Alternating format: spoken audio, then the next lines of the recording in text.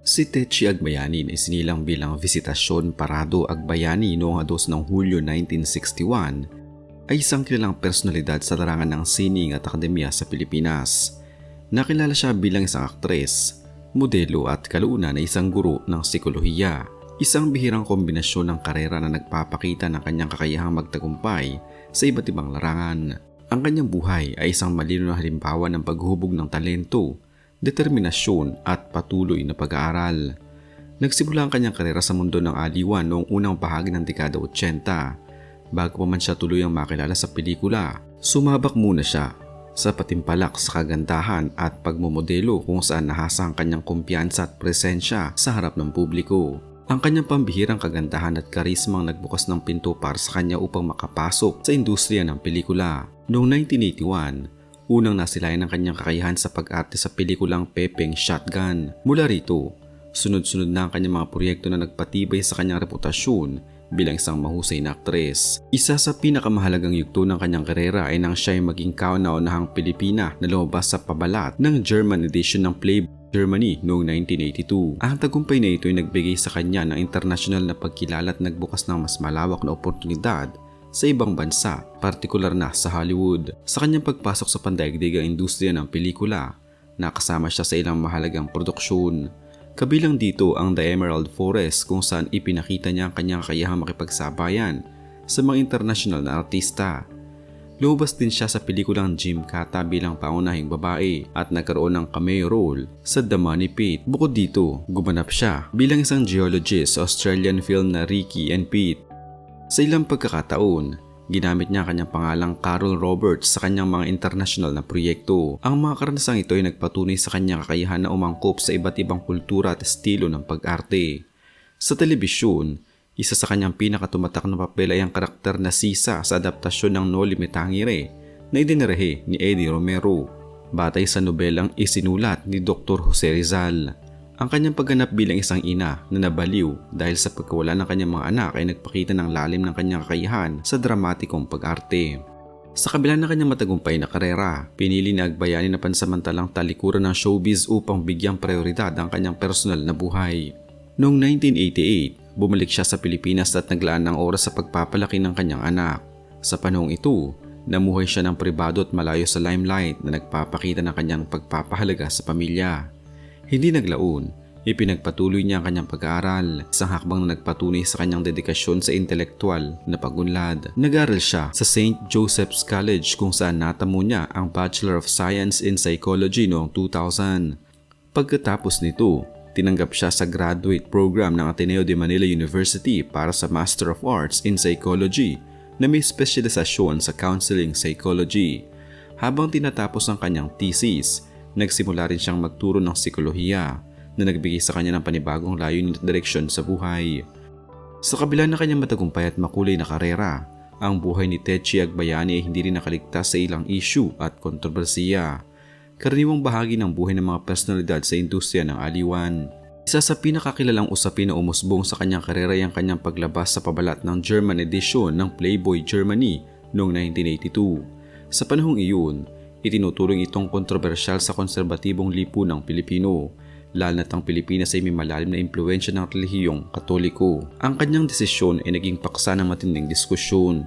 May mga pumuri sa kanyang tapang at pagiging progresibo, habang may ilan namang bumatikos at kumwestiyon sa moralidad ng naturang hakbang. Gayunpaman, para kay Agbayani, ito'y bahagi ng kanyang propesyon bilang modelo at isang paraan upang makilala sa internasyonal na entablado. Ang kanyang paglabas sa Playboy Germany noong 1982 ay may tuturing na isang mapangahas at kontrobersyal na hakbang, lalo na sa konteksto ng konserbatibong pananaw ng lipunang Pilipino noong panahong iyon. Bilang isang kilalang artista, ang ganitong desisyon ay nagdulot ng matinding reaksyon mula sa publiko at industriya, sa halip na magsilbing tulay upang lalo siyang umangat sa kanyang karera sa Pilipinas. Ito'y naging dahilan ng pagkasira ng kanyang imahe sa mata ng marami. Gayunpaman, sa mas malalim na pagtingin, ang hakbang na ito ay may tuturing ding isang anyo at nagpapahayag ng kanyang kalayaan bilang isang individual. Sa kabila ng negatibong epekto nito sa kanyang lokal na karera, nagbukas naman ito ng pinto upang siya ay makilala sa ibang bansa, partikular sa Estados Unidos, kung saan hindi gaanong mabigat ang ganitong uri ng kontrobersiya sa pananaw ng publiko. Pagdating naman sa usapin ng kanyang pagtanggi sa papel na Rambo, First Blood Part 2, makikita ang isa sa pinakamahalagang desisyon sa kanyang buhay bilang aktres. Matapos niyang matagumpay na makapasa sa audition at mapili bilang magiging kapareha ni Sylvester Stallone, tila nakatakda na sana ang kanyang malaking pagpasok sa mainstream Hollywood. Ang naturang pelikula ay isang malaking proyekto na maaaring magdala sa kanya sa mas mataas na antas ng kasikatan at oportunidad sa pandaigdigang industriya ng pelikula. Sa ganitong konteksto, ang pagtanggi sa naturang papel ay may tuturing na isang hindi pangkaraniwang hakbang, lalo na para sa isang aktres na nagsisimula pa lamang muling buuin ang kanyang karera sa ibang bansa. Ang kanyang desisyon ay hindi basta-basta bunga sa kapritsyo, kundi nakaangkla sa kanyang personal na karanasan at kondisyon noong panahong iyon. Ayon sa salaysay, kagagaling lamang niya sa isang mahirap at mapanganib na karanasan sa isang jungle film shoot sa Brazil. Ang pisikal at emosyonal na hirap na kanyang naranasan ay nag-iwan ng malalim na epekto sa kanya. Kaya't nang malaman niyang ililipat ang shooting ng Rambo mula Pilipinas patungong Mexico na nangangahulugan ng isa na namang mahirap na lokasyon, pinili niyang huwag nang ipagpatuloy ang proyekto. Ang ganitong desisyon ay nagpapakita ng kanyang pagbibigay halaga sa sariling kaligtasan at kapakanan kaysa sa potensyal na tagumpay na maaaring idulot ng pelikula. Higit pa rito, ang kanyang pagtanggi ay nagpapahiwatig ng isang mas malalim na prinsipyo, ang kakayahang pumili batay sa sariling limitasyon at pangailangan sa halip na magpadala sa dikta ng industriya o inaasahan ng iba. Sa mundo ng showbiz, kung saan madalas ay inuunang kasikatan at oportunidad, ang kanyang hakbang ay nagsisilbing paalala na ang tunay na tagumpay ay hindi lamang nasusukat sa laki ng proyekto o sa kasikatan, kundi sa kakayahang mapanatili ang sariling dignidad at kagalingan. Sa kabuuan, ang dalawang pangyaring ito ang kanyang paglabas sa Playboy Germany at ang kanyang pagtanggi sa papel sa Rambo ay kapwa sumasalamin sa kanyang pagiging matapang at mapanindigan. Bagamat nagdulot ang mga ito ng kontrobersiya at maaaring nakaapekto sa kanyang karera sa iba't ibang paraan, ipinakita naman ng mga ito ang kanyang kakayahang magpasya sa sarili, kahit pataliwas ito sa inaasahan ng nakararami. Sa ganitong perspektibo, ang buhay ni Tetchie Agbayani nagiging isang halimbawa ng masalimuot ngunit makabuluhang paglalakbay tungo sa personal na kalayaan at tunay na kahulugan ng tagumpay.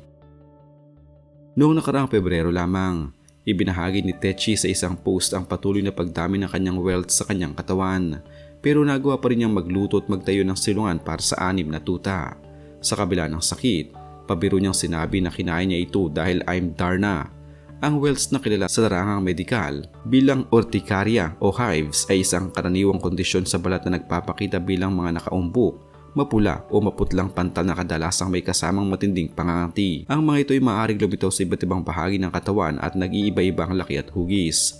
Sa ilang pagkakataon, ang mga pantal na ito ay pansamantala lamang at kusang nawawala makalipas ang ilang oras o araw, ngunit maaaring bumalik depende sa sanhi at kalagayan ng katawan. Ang pagkakaroon ng welts ay karaniwang resulta ng reaksyon ng immune system sa isang partikular na trigger. Kapag ang katawan ay nakatagpo ng isang bagay na itinuturing nitong banta, kahit hindi naman talaga mapanganib, naglalabas ito ng chemical na tinatawag na histamine. Ang prosesong ito ang nagdudulot ng pamamaga, pamumula at pangangati sa balat. Maraming posibleng pinagmumula ng ganitong reaksyon, kabilang dito ang ilang uri ng pagkain gaya ng seafood, itlog o mani, mga gamot tulad ng antibiotics at pain relievers at maging ang kagat ng insekto. Hindi lamang pisikal na salik ang nagdudulot ng welts. Ang mga pagbabago sa kapaligiran gaya ng matinding init o lamig ay maaari ring mag-trigger nito. Gayun din ang paggamit ng mga produkto may matapang na kemikal tulad ng sabon, pabango o detergent ay maaaring magdulot ng iritasyon sa balat. Sa ilang kaso, ang stress o emosyonal na tensyon ay nakakaapekto rin sa katawan at maaaring magpalala o magpasimula ng ganitong kondisyon. Sa kasalukuyang panahon, ang buhay ni Tetchie Agbayani nagpapakita ng isang makabuluhang pagbabago mula sa kanyang dating aktibong presensya sa industriya ng showbiz tungo sa mas balanseng pamumuhay na nakatuon sa akademya at piling pagganap sa sining.